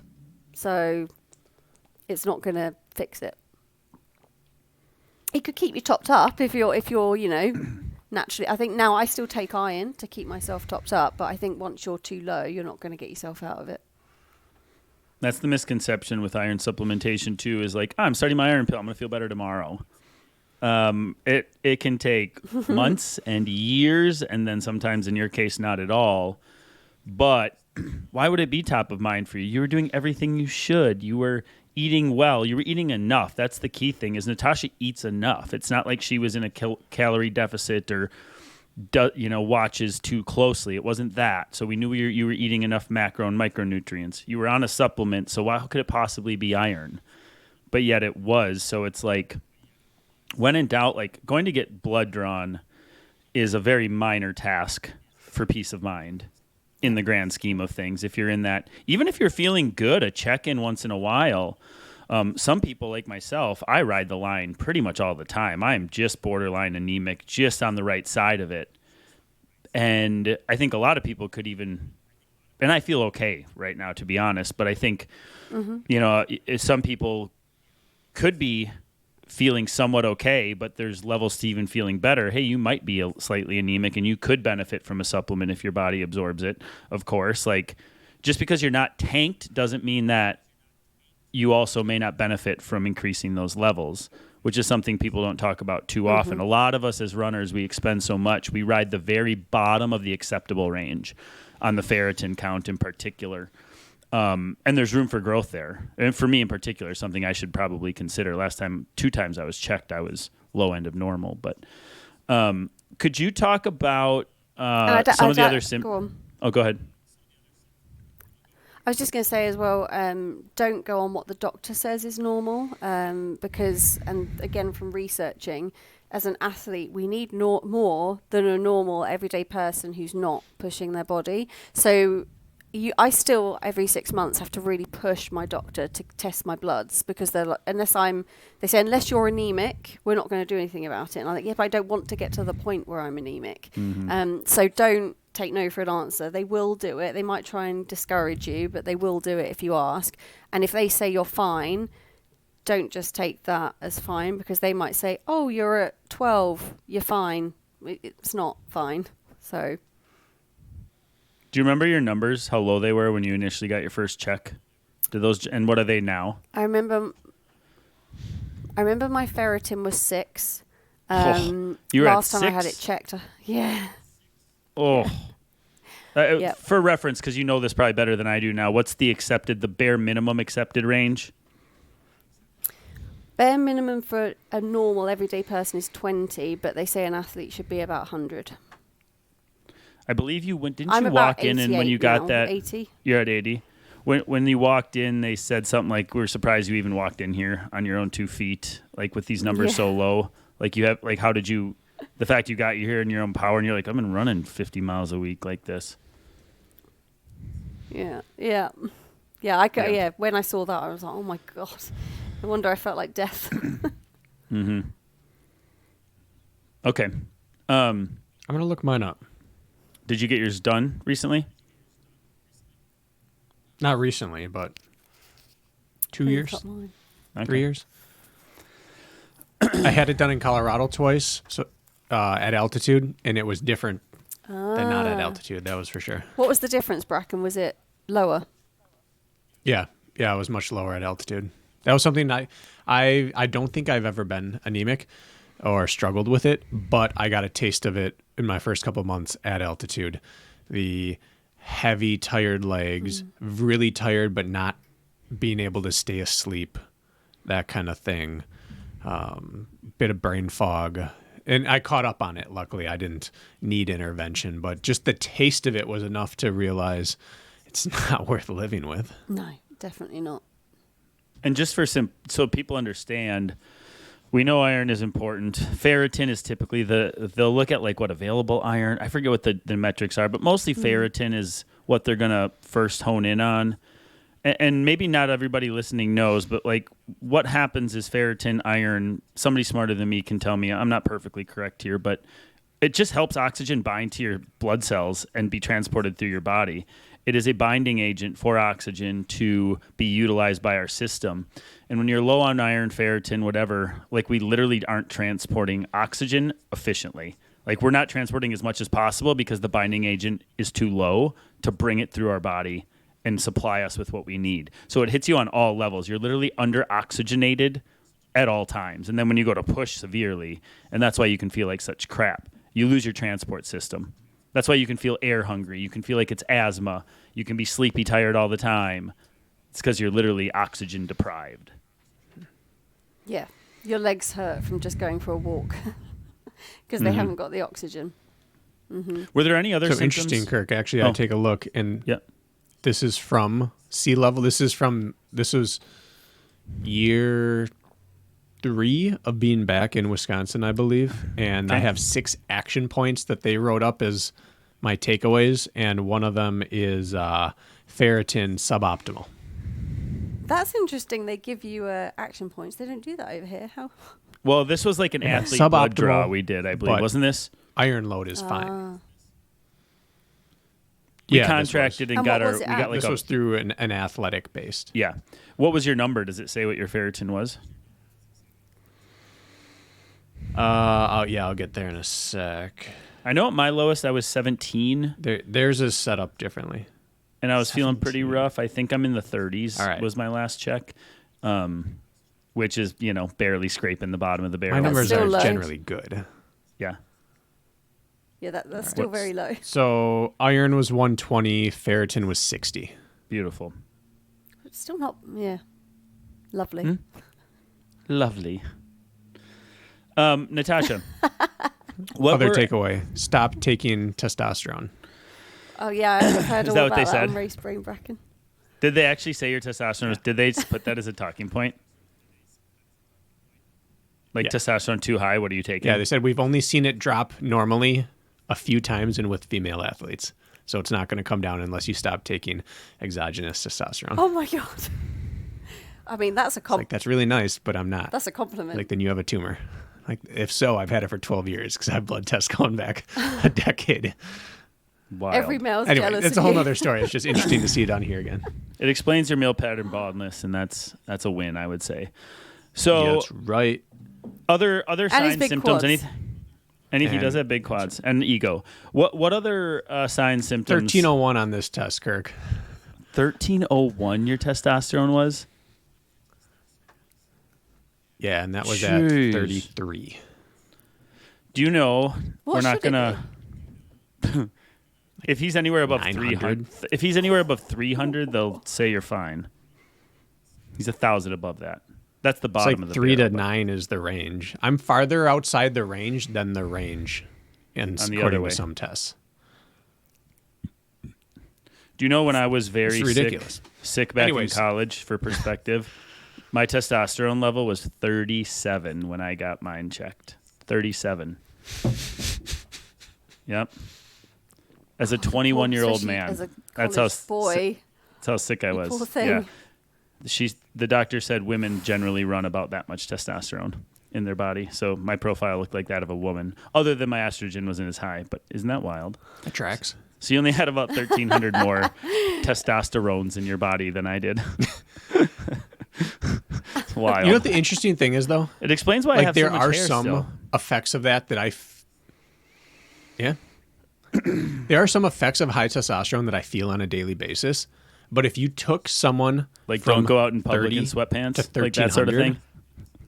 1300. I'm ignoring this. We've already talked periods. We're going to stick to that today. But if you went from 900 to 1300 or from 500 to 1300, you'd feel like Superman. But because I live at 1300, I don't notice living at 1300.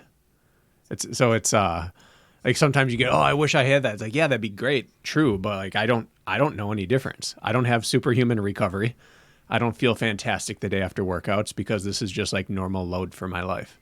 Yeah. And that's not a complaint at all. I reap the benefits from it. But like amongst all my friends I've ever had in sport, I'm one of the worst at recovering from things. But you can dunk which a is supposed to be basketball. one of the benefits of test, right? You can still dunk a basketball and run under 5 minutes for a mile. Most of them can't. Yeah, I'm not complaining. I know, and but It's just that on both The accounts. things people like, I'm just going to keep talking smack. barely, come on. One of those is very true. One of those is barely. But it's interesting that it doesn't, the naturally occurring testosterone doesn't hit the same way that non-naturally occurring testosterone would hit in a body. there's probably something How do more you to know? it, isn't there, that they put in there? I'm just assuming. I don't trust any drugs. I don't know, other than having read accounts of athletes who take it and what their recovery levels change to, that I've never experienced a day in my life. I'm the worst DOMs. I'm terrible at day 2 of racing. Like my 1300's not kicking in for me when I want it to. Oh, that's so depressing. It just went straight to my hair follicles. Oh, just to know it's You're there doing on all right. paper and you're not reaping the benefits. Yeah. I was going to continue That was saying, a big side I was going to tangent, continue saying inappropriate things that I think are really funny about your high testosterone in relation to other aspects of your life. But I want to stop myself. We're going to bring this back to Natasha. Oh. But the point I brought all this up originally was to show that I was considered low end of acceptable, and I was at 60 for an athlete. Low end of acceptable for an athlete at 60. And your number was? 6. 6. 6.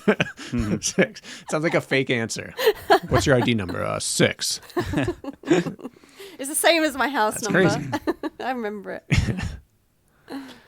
Um, yeah, it was mental. But that was actually almost relieving because seeing it so bad, right. it's like, oh, okay, I had the answer. If it had been like a little bit low, I'd have been like, oh, so I'm not that far off normal. This is my normal. But because it was so bad, it just gave me hope that, okay, once I get it sorted, I'll feel so much better. Other symptoms that you can relate to, like when you were very anemic, is there anything else that stands out to you? You said you had a little bit of yellowing skin or a golden glow, headaches, obviously exhausted all the time. Anything else? No, the majority of it was the heart rate differential. I think because I knew my body really well from running, training, I could just feel that something was off. Like Brakken said, heavy legs, out of breath, the heart rate spiking at paces that you know, if you know the sort of effort and heart rate you're at a certain pace, and it's suddenly 10 beats higher, 20 beats higher, then you know that's not right. When walking up the stairs makes you feel out of breath. But yeah, leading up to it, it was very small, incremental. I don't want to make it sound like it was all of a sudden, like it just, like the symptoms just started to stack and get worse and worse, and that's what finally made me open my eyes to it. Mm-hmm. That's a tricky thing, is it's a slow burn. It's not like you wake up one day and be like, I don't feel the same. It's like, I had a bad workout, but then the next one was like somewhat okay, and then I had another bad one, and then I'm extra tired for my recovery runs this week, but then suddenly I pull off another good workout, so it was a fluke, and then suddenly the good ones become less and less, and the bad ones become more and more, but it's not a line in the sand, and that's where it's a tricky thing when you're heading that direction. Okay, Oh, and I then will iron say, when you I was just going to say one thing. If you get restless legs, I always, for years, had restless legs after a long run or a hard workout that night. You know, when you just like don't want to keep your legs still. And I just thought that was just a me thing, but it was something we always joked about. Well, that was probably, and that was even before I met you, Kirk. So if you've got that, it's probably a sign that you should probably get checked. That's gone away. Yeah. Okay. Any All of it did. appetite changes? Like, were you craving foods or eating more? Like, do you have to eat less now? Was there any appetite indicators? No, nothing that I noticed. I might get hungry all the time anyway, so I'm probably not the best candidate to talk about. Mm-hmm. Like Yeah, when you you do were sound like a saying about you bottomless going, When you guys do fasted runs, I'm like, how? I would feel like death after a mile if I tried to run without eating. Well, and your stats, how tall are you? You come in a pretty small package. 5'3". 5'3", pretty light. Yeah, you're well fueled for your size. About 48 to 50 kilos, probably. Yeah, 110 pounds, something like that. Roughly. So, oh yes, Brakken. To wrap up that conversation, Kirk, I found my altitude testing and I was 35. Ooh. So if 60 was baseline for me, I was 35 at altitude, and that was enough to feel symptoms. Yeah, and a doctor will say if you're at 20, you're fine. So. Right. So just again to put in perspective, the range for athletes, it has to be different than the range for non-athletes. If I felt symptoms of anemia at 35, and part of it is the reduction, right? Going down 40% is going to make you feel worse than if you just live at 40%, but 35 was enough. Especially as an endurance, oxygen, aerobic-based athlete. If you're a power athlete even, let's say you're a power lifter, you might be all right. You might not even see a dip in your metrics, but I think you can still see a dip in little things like life vigor, how you feel day to day. The whole brain dead, sleepy, tired thing when you're anemic, like you suddenly like are in the middle of your day and you're like, I can't even keep my eyes open and explain this. Why am I so mentally tired? Which you don't think you could explain away by anemia, but that's one of the biggest ones when I'm low is like, my brain doesn't even function right now. That's how I felt. Yeah. You put it down to that 3. You put it down to that 3 o'clock lull, don't you? You think, it's just because it's afternoon at work. I've eaten, but. Yep, exactly. Yeah.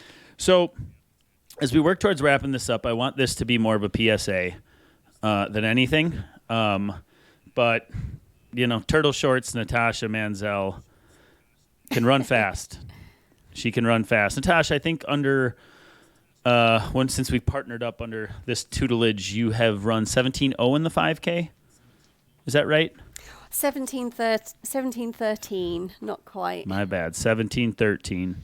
So your range is good. 17:13 comes why out. Why even bring her on? It's not good enough. 17:13. Let's do some quick math. What are we at? 5:30 pace. 5:30 pace for a 5K. I think it's 5:32. Yeah. Okay, roughly. Natasha runs slow.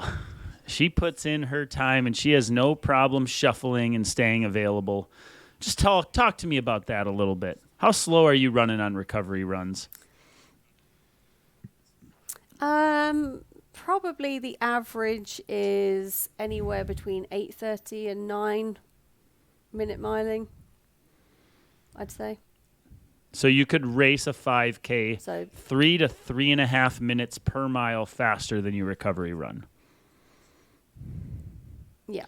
People listening, start doing the math. Start doing the math. How close are you to that? I remember messaging you guys. Yeah, I remember messaging you and saying, am I leaving something on the table by running in zone 1 in my easy days? I thought, am I doing something wrong? Should I be running a bit quicker on my easy days and pushing my heart rate up? But it's always worked for me, so I'm not going to change it. So, those listening at home, I think a lot of you on your easy days are a minute slower maybe. Like you think it's easy because it's a whole minute per mile slower than my 5K. I am not the best at this. I just live and die by my heart rate. And I say if I'm in the 130s, mid 130s, I'm right where I should be. I'm roughly 2 minutes slower per mile on my recovery effort than my 5K pacing. Even 2.5 if I'm real sluggish, I go to 2.5. You're at 3.5, and still making fitness gains, still progressing. Yeah. When's the last time you had a bad quality session, Natasha? Really? Other than maybe yesterday, or recently, which is because you're coming back from your ultra. When have you had a bad quality session? I don't really. Not. I'm sure I have, but I can't remember. Case in point already made. Can't think of one. Why do you think that is? Because you're available. Yeah.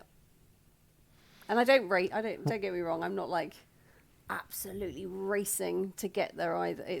But I've never, I look at the whole workout. I don't know if I said this before, but I don't just look at the first rep.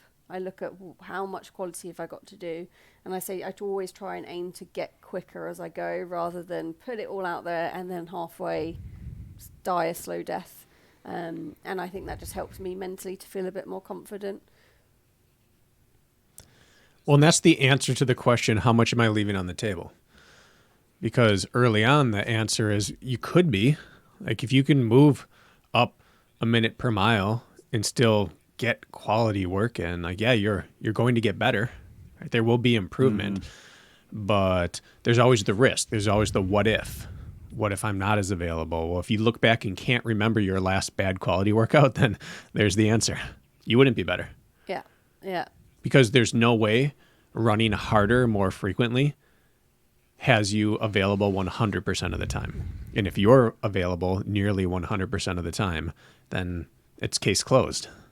And I definitely relate to you, Brakken, about I could just go and switch off the brain and run in the woods and just enjoy myself running easy. I do quite enjoy that. It's kind of, people say, oh, I do meditation for headspace. I just find running in the woods in the morning on your own, just switching off, not putting in an effort, that's just really nice for me. I just really enjoy it. And I enjoy the incline quality days. Who am I? I used to hate hills, but my favourite are those treadmill sessions. But I don't like the flat ones every Tuesday morning. I'm like, oh, God, I've got to go and do 1 mile reps. It's fine when I get back. I'm always like, oh, it was better than I thought. But it's not like I've got like the high motivation every single time. But it's because I just enjoy those easy days and just take it for enjoyment, not... And that's probably why when we don't mix things up so much, it doesn't bother me because I don't care about going and, just a 3-hour easy run in the woods. It's not boring. It's time to listen to a podcast and have some time to yourself. That's a really good point. Oftentimes the people who need variety, if they were honest with themselves, are the people that live their training through intensity. They're working hard on their workouts, but they're also revving their easy runs and they're hitting CrossFit workouts or Metcons a few times a week. When all you do is put yourself in discomfort, you need a crutch to get yourself up for the discomfort again. Mm-hmm. When you treat recovery runs like aftercare, like vacation, like time away, then it's just like, all right, this hard work is a tool. I'm going to go work hard on it no matter what it is because I've been taken care of in the meantime. It is your yoga. It is your meditation. You go out and enjoy your running, and the workouts are just workouts. Yeah. And that's one of the key differences. I've had a couple conversations recently with athletes who have mentioned variety being something they need. And I don't judge people for that. That's fine. But their common thread was that they're also doing high-intensity work elsewhere in their week. And that's what it comes down to. Like, you can only get up for so many tough things a week before you need to package it differently. Yeah, yeah. Just see those. It's the age-old catch-22 as well, because you can... What happens is you get in a bad cycle and you over-rev a little on your recovery days, and then you go to hit your next quality day and you feel like you didn't nail it or you had a bad one. So then you're like, well... I didn't really nail it, and I'm not that gone because I imploded. And then so you're like, well, so I should probably run a little faster on my recovery day next. I didn't really earn it because I pulled the plug on my workout because it went bad, or I didn't hit my pacing. So clearly I didn't work that hard. So now I'm going to run a little harder on my recovery day to make up for it. And everything just becomes a blurred gray zone area of fitness. And when you're available, craving your hard session, you find that extra 10%, then you feel like you've earned your recovery run and you're waffling in the woods, and then you get this nice symbiotic transparency differential between hard days and easy days. But once you get into that cycle where you feel like you're misfiring on quality days and you're not getting everything out of them, and then you feel like you need to make up for it by running a little faster on your recovery days, it becomes a mess and it snubs your fitness. I would much rather you go run 12-minute miles in hard recovery and hard quality days than go sit there and start waffling in the gray zone and having little differential between your hard and easy days. So what I'm saying is if you get into this cycle, you work harder on your hard days, then you feel like the easy days are very much justified. And that's the beautiful ebb and flow people aspire to get into. So Just wanted to say that. And I think all I wanted to do was get to that PSA, to be honest. Yeah. And I was just going to say, when we first worked together, Kirk, I couldn't run any quicker on my easy days. So, yes, now it is probably by choice. I could run quicker on my easy days, but back then, because it was all new to me, the quality stuff, like if you're working hard enough on your quality, you cannot run quick on your easy days. So maybe put a little bit more into those quality days and then just, I don't know, I don't crave, be honest, Kirk, when you say crave those quality days, meh. They're a necessity. They're my training plan. The rest is, this is fun. I like this. Well, cellularly, your body's craving them if your brain isn't. I'm sure. All right, I got to go in like 5 minutes. So, folks, we're recording on a different time. I had an internet issue yesterday, and we weren't able to record at a normal time. So, that was on me. My internet went out. But I got to go in like 5 minutes. So, just because I have you, I just want to know, let's talk through any thoughts on what you want to do coming up. Because we haven't even talked about it yet between athlete coach. And so I have you, and why not make it part of the podcast? And we got 5 minutes to do it-ish. What are you thinking? Anything yet? Kirk's probably going to want me to say, I want to go for a sub-17 5K. I'm sorry, I really don't. I don't want to do that. I'm not going to say that. I don't know. I honestly... I think I'll probably pivot back to some of those shorter to maximum 20-mile trail races. They were quite fun and they don't cost too much. And you can work hard, but it's over within a couple of hours, so that's quite nice. And then I will probably do another ultra, but long term. I'm not going to do another one this year. I think I almost don't want to race this year because it's been the perfect year so far and I don't want to end on a low. I'll probably start looking at races maybe August, September time to do in October, November. I'll give you plenty of time to train me for it, don't worry, but I don't know. I'm so happy with the past couple of months. I'm just living in that at the moment. Yeah, you've nailed your 3 for 3 or 4 answer, for 4. Isn't it? 3 for 3? 4 for 4? 4 for 4. 4 for 4. 4 for 4. Yeah, of domination. What I would like to see you do, and I'd have this conversation with you off air, is I would like to see you find, and even if it requires a little bit of travel, I know there's some logistics there with life and family stuff, but I would love to see you find your way into some sort of trail championship race, anywhere between a 25K and a 50K, even if that means traveling overseas to another European country. I would like to see you dip your toes into a high-end Masters trail race, a regular trail race, but now that you're competing as a Masters, much like I did, I would love to see you toe-to-toe against the best. And yes, you're going to get beat by some of these young kids, but we're also reset the clock at 40, and I think that I don't know how many, if anybody, can challenge you there, and I would love to find out. So my want for you would be to put yourself out there in one of those 1.5 to 3 to 5 hour races and see what happens against the best. That's what I would like to see. Only because we haven't done that. I have already. All right. Yep. No, I've already been eyeing some up for next year. Oh, and I haven't told. Oh, this is already going to be on the docket. So hot off the press, I want to do something called the Thump Quest event next year, which is a cool concept. It's 5 different 5Ks with different types of terrain, like one after the other. And then a 10K that evening, a half marathon in the morning, and then the top 6 overall time-wise do an all-out 1 mile for the win at the end, which I think would be really fun. Wait, 5 5Ks in one day? And then that day ends with a 10K? 5 and then that... Yep. And then the next morning's a half trail and then a 1 mile the same day. Yep, over a weekend. So is it like a 25K or is it a 5 by 5K? 5 by 5K, and you'll fight. All of those add up. You get a split different times for the 5Ks. Then you do a 10K that evening, a half on the Sunday morning, and then a 1 mile to finish it off if you qualify. What is the time between 5Ks? Oh, I don't know. I don't think it's a lot. Just when everyone's finished. Enough time to get to the next That sounds location. awful. That does sound awful. Yeah. All right. Well, I think we covered some good stuff here, Natasha. I think there's a number of lessons that hopefully people take away from this one. I think if anything, I hope I didn't bore people. Never. You have an accent. People like that. If minimum, they'll enjoy listening to that. I think there's something to say, and as I'm focusing on coaching, and Brakken's the same way, I really try to lead by example as much as my words, trying to show up and race and do well and trying to do what I need to do on a day-to-day basis. And if anything else, lead by example. Put my money where my mouth is, because my mouth is frickin' on the podcast twice a week now, so I have to.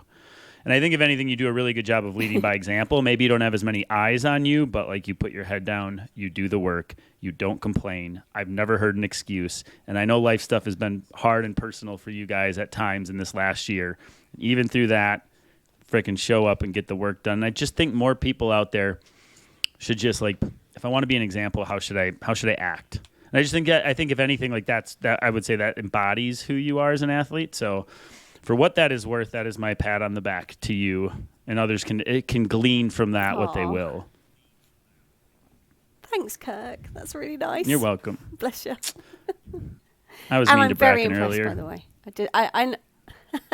I know I've said Be it nice to already, you. but I just have to shout out. You've definitely got the sub 110 in you. I can't believe you ran. When I listened to you sounding that sick, I was like, oh my God. And then you ran, and I'm so impressed.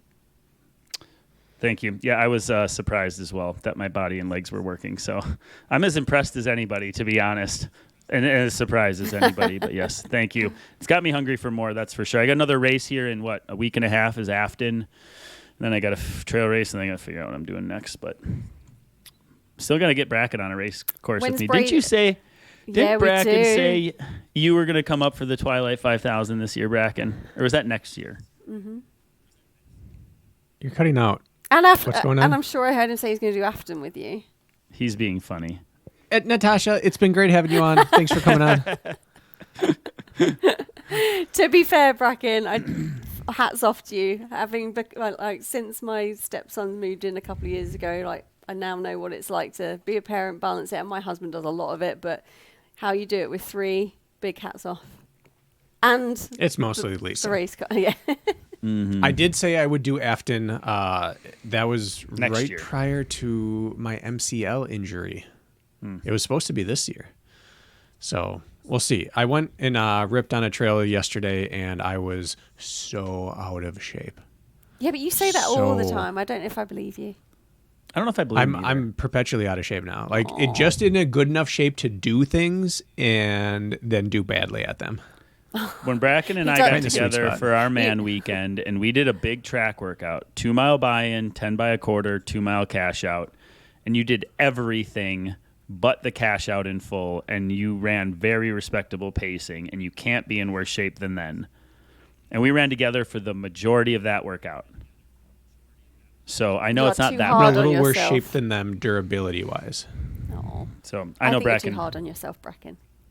I know he's in better shape than he thinks. Brakken's 2 races away, just throwing himself in and just sucking it up and feeling the pain to like starting to pop again. That's what I think.